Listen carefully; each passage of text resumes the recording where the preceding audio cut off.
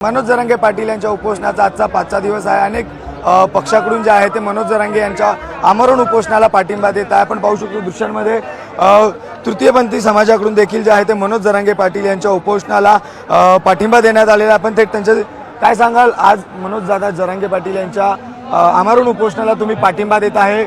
मोठ्या संख्येने महाराष्ट्राच्या कानाकोपऱ्यातून भगवं वादळ जे आहे ते मुंबईत दाखल झालेलं आहे, तुम्ही देखील पाठिंबा देत आहे, काय सांगाल? नमस्कार मुंबईच्या जनतेला, महाराष्ट्राच्या जनतेला आम्हाला सतसत नमन आहे। मी रेणुका गुरु हसन नायक मुंबई भायखळा इथून आले लकी कंपाऊंडवरनं। माझं हे सांगू इच्छित आहे आमच्या किन्नर समाजातर्फे की जयरांगे पाटील साहेब इकडे आपले उपासनावर बसलेले आहेत, 5 दिवस झालेला आहे। त्यांना कोणी वस्तूची सुविधा नाही आहे। इकडं जेवण पण ते लोकांनी गावाकडनं लोकांनी जेवण बनवून दिले ते खाता येते। आमच्या किन्नर समाजातर्फे आम्ही पाणी आणि बिस्किट वाटप करण्यासाठी आलं, जे आम्हाला झालं ते आम्ही वाटप करतोय। आणि आमचं सांगण्याची ही इच्छा आहे की मराठ्यांना आरक्षण द्यायला पाहिजे, मराठा समाजाला आरक्षण दिलं पाहिजे। सरकार सर्वांची आहे, आम्ही निवडून आणलेली सरकार आहे। आमच्या मुंबईच्या जनतेने, महाराष्ट्राच्या जनतेने या सरकारला निवडून आणलेलं आहे। सरकारने आमचं लक्ष द्यावं आणि आमचं किन्नर समाजाचं पण थोडं ऐकावं। आम्ही पण मुंबईची जनता आहो, तुमचा एक नागरिक आहे मुंबईचे आम्ही लोक पण। आमचा हे आशीर्वाद आहे जयरांगे पाटील साहेब जे बसलेले आहेत उपासनाला, त्यांची इच्छा पूर्ण व्हावी हेच आमचा आशीर्वाद आहे आणि आमचं मागणं आहे। हे 5 दिवस झाले उपोषणाला बसलेले आहेत, आता मनोज दादा जरांगे पाटील हे पाणी देखील जे आहे ते घेत नाही आहेत, काय सांगा? ते एक मराठ्यांसाठी बसलेत उपोषणाला आहे ना, का त्यांचं मन आहे लाखो मराठ्यांची इच्छा पुरी व्हावी आरक्षणासाठी। पण ते एक बोलताना देवता माणूस आहे की एवढ्या मराठ्यांसाठी ते लढा लागलेत। म्हणून आमच्या किन्नर समाजानं तर्फीनं आमचा पूर्ण पाठिंबा साहेबांना, काही असो कधी बी आम्हाला आवाज मारला आम्ही येऊ, आम्ही तर जवळच राहतो असं काही नाही। पण आमचा पूर्ण जरांगे साहेबांना पाठिंबा आहे। त्यांची तब्येत गणपती बाप्पा करो त्यांची तब्येताला दुरुस्ती दे, चांगलं टनाटन राहावीच विनंती आहे। तुमचं काय म्हणणं आहे? दादा जरांगे पाटील याला 5 दिवस नक्कीच आपण पाहू शकतो। 5 दिवस काय सांगाल मनोज दादा जरांगे उपोषणाला?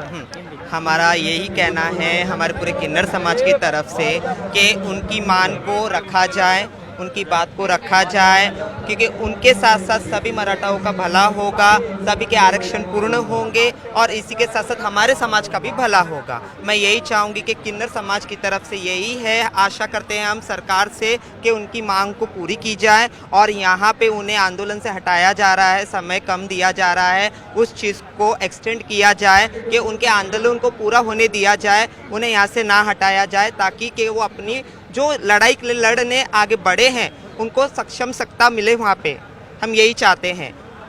मनोज दादा जरांगे पाटील यांचं आझाद मैदानात आमरण उपोषण सुरू आहे।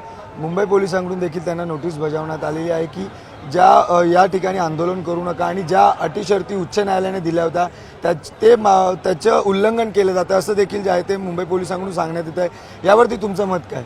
त्यांनी कुठेच उल्लंघन करत नाहीयेत, ते त्यांच्या हक्कासाठी येऊन बसलेले आहेत। तर सरकारचं आणि पोलिसांचं हे कर्तव्य आहे की त्यांना त्यांचा हक्क मिळायला पाहिजे। ते काय इथे येऊन काही चुकीचं काम करतायत, काय आंदोलन करतायत, त्यांना तुम्ही त्यांचं आरक्षण देत नाहीत तर हे काही चुकीचं काम नाही म्हटलं जाणार त्यांना। तुम्ही ते आंदोलन करणार नाहीत, तुम्ही त्यांचं द्या आरक्षण जे पाहिजे। आरक्षण आजच्या जगामध्ये या आजच्या पिढीमध्ये आरक्षण हे खूप मोठं महत्त्वाचं घटक आहे।